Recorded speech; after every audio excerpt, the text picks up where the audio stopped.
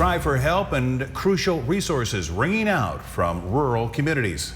It was unfortunate to what happened without knowing all the details. I'm not too sure what could have been done differently or so forth. But what we can always take from these type of situations, though, is that we need to make sure that behavioral health services are accessible. In the wake of a tragedy in Cozad over the weekend, voices are calling for action. You're taking a look at just a few of the posts mourning the devastating loss of 3 while emphasizing the urgent need for mental health services. One family member sharing a somber message saying, in part, far too many diseased minds have nowhere to go. Yes, there is some help that can be tapped, but not near enough. He also reveals the struggles his family endured.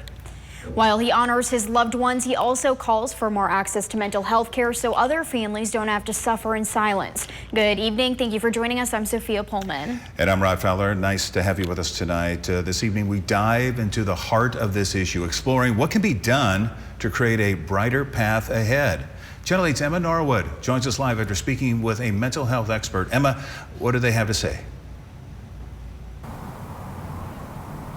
Rod, Sophia, I'm just outside of the Blue Valley Behavioral Health offices near 40th and Normal Boulevard, where I got to speak with the executive director about this tragedy and how it shows the need for more resources across the state. I also got to speak with a state senator about what he is doing to prevent something like this from happening again.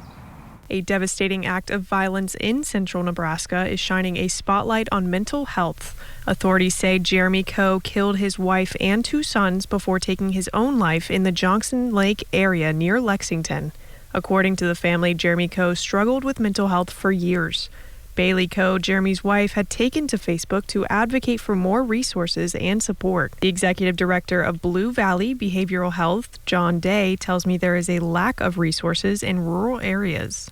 The greatest thing that's really important for anybody who's going through a behavioral health problem is to access treatment. And in the rural areas, that tends to be kind of a limited commodity. And the number one reason why people often don't get services is due to lack of access. He says one of the biggest reasons is federal cuts. Over the last couple of years, there's been a reduction of funding for behavioral health services in Nebraska.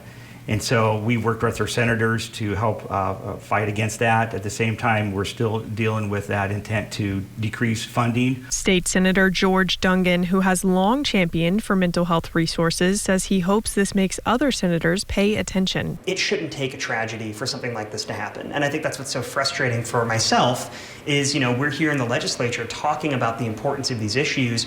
We shouldn't have to wait until something really sad happens to make us pay attention. So my hope is that my colleagues continue to care about this and they continue to invest in these kind of resources, because if we don't act now, we're just going to see more things happen that are, again, tragic down the road.